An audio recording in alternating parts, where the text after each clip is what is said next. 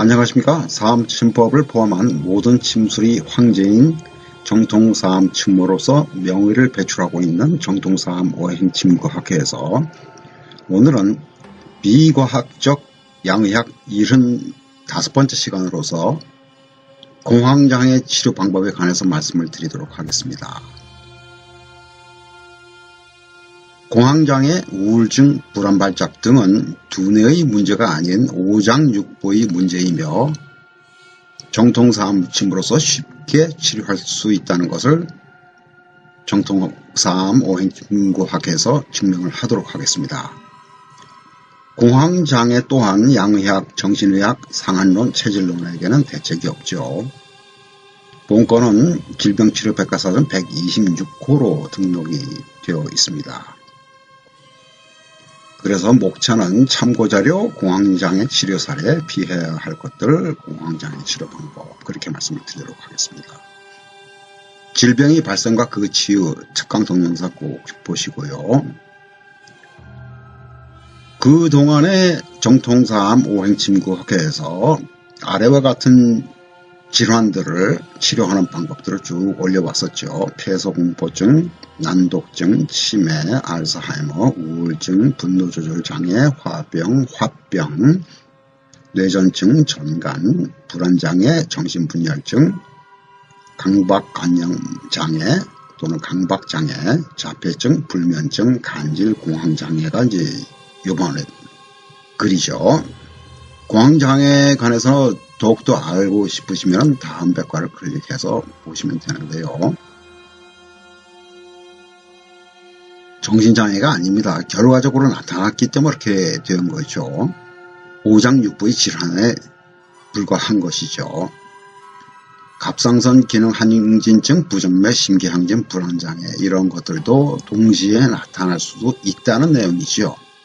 이것들이 관련이 전혀 없다고 이해를 하셔야 됩니다. 정의는 보셔도 그렇고요. 원인에는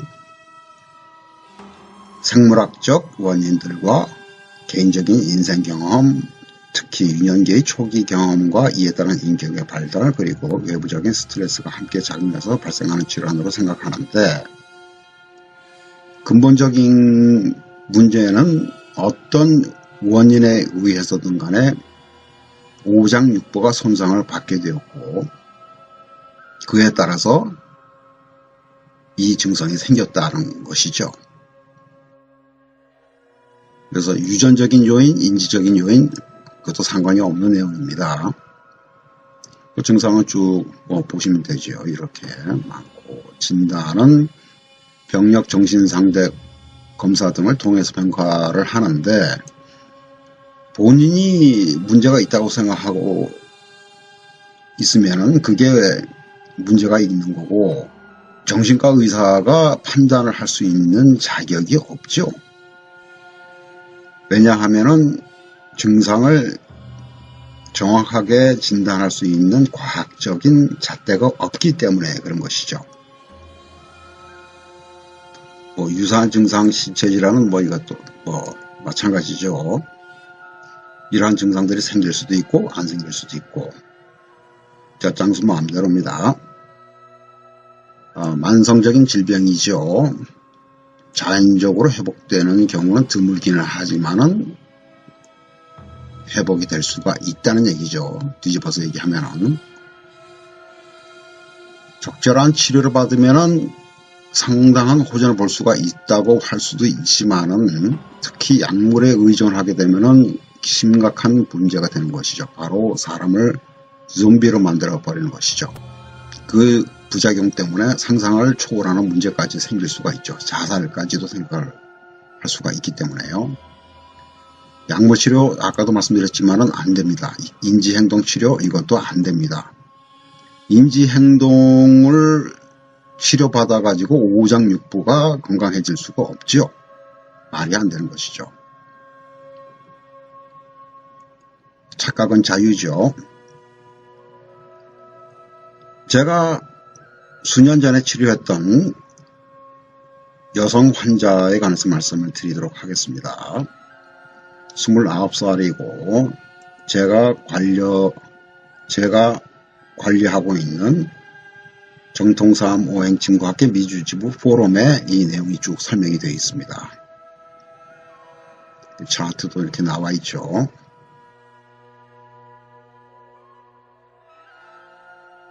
유튜브 동영상도 찍어서 이렇게 주어졌다는 걸 3개를 찍어줬죠. 증상은 양 어깨, 오른쪽 무릎, 요추 추간판 탈출증 2개나 문제가 생겼죠. 친구들하고 놀다가 엉덩방아를 2번 찧었는데 그때 요추 추간판 탈출증이 생긴 것이죠. 그 이후로부터 약물로만 치료를 하다 보니까 오장육부가 견디질 못했던 것이죠.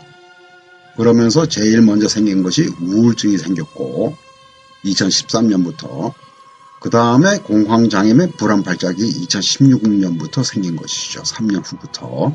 그러니까 우울증 걸렸을 때부터 약을 먹기 시작했고 3년 후에 그 약물로 인해서 더욱더 상태가 악화되면서 공황장애 및 불안발작까지 생기고 이제는 비만 및 과체중까지 된 것이고 처음 방문을 했을 때 분당 맥박수가 115까지 굉장히 심각한 상태였죠.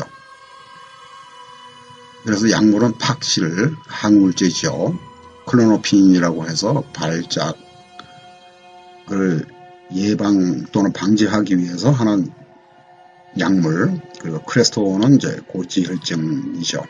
그래서 이것들을 클릭을 하시게 되면은 부작용까지 설명이 됩니다. 고지혈증에 관한 약을 먹으면 절대 안 됩니다. 큰일 납니다. 콜레스테롤은 우리 몸을 유지하고 관리하기 위해서 꼭 필요한 것입니다. 이 사진을 클릭을 하게 되면은 여기에 보시는 바와 같이 3번째 증언을 하는 내용을 한글 자막을 넣어서 동영상을 올린 게 있습니다. 한번 보시기 바랍니다. 이 오른쪽에는 환자의 증상에 관한 내용이 설명이 되죠. 그래서 피해야 할 것들은 이것들이 바로 원인입니다. GMO 포함 제품, GMO 사료 써서 기른 동물, 백신 뭐 이런 것들이죠. 이 환자의 경우는 엉덩방아를 찧었던 부상이 원인이었죠. 그래서 이 공황장애를 치료하는 방법은 바로 이겁니다. 음양오행에 의하면은 공포 또는 놀램 이런 것들이 뭡니까? 신장과 방광에 속하죠. 그러니까 어떤 식으로 진행이 되었냐면요.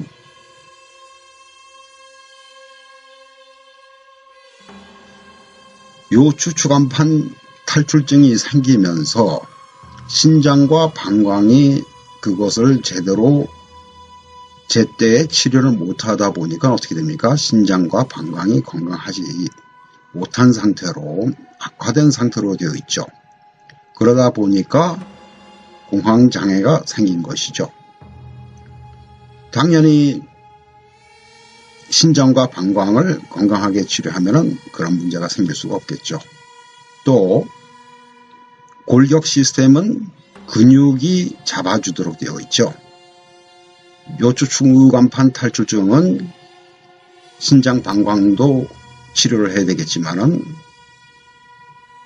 근육 시스템 자체가 골격을 잡아줄 수 있는 힘을 가질 수 있도록 당연히 간도 치료를 해야 되겠죠. 이러한 경우에는 상맥이기 때문에 분당 115의 맥박을 갖고 있기 때문에 삼한열보사법의 신장, 방광, 그리고 간의 열을 떨어뜨리는 치료를 하면 되겠죠. 또 그렇게 치료를 해왔고요. 그리고 환자의 증상이 개선됨에 따라서 정통사암 오행침구학회에서만이 가르치고 있는 비교맥진법을 이용해서 오장육부의 허실 비교를 정확하게 해서 치료를 또 하면 되겠고, 또 이 환자의 또 다른 증상들이 또 있었죠. 숨어있던 내용들이. 그러한 내용들도 거기에 따라서 함께 치료를 하면 되도록 되어 있죠. 이 환자의 경우에는 두 번째 치료 방법은 대장정격의 연곡, 해계, 양보, 행간을 사하는 것을 추가를 해서 치료를 해왔었죠. 그래서 약 한 60번 정도의 치료를 받았었는데 그 이후로는 모든 약물을 성공적으로 끊을 수가 있었고, 이 환자가 방문을 하지 않은 것이 2년이 넘었습니다. 그러니까 완치가 됐다는 내용이죠. 그래서 이 내용을 듣는 분들은 아까 설명드렸던 첫 번째, 두 번째 방법으로 시도를 하실 수는 있겠지만은 매번 말씀드립니다만 정통사암 오행침구학회에서만이 가르치고 있는 김형관 보사법을 모르게 되면 원하는 효과를 보기가 굉장히 힘들 것입니다. 공황장애라든가 또는 요추추관 반탈출증이 함께 있는 경우는 사실 만만치가 않습니다.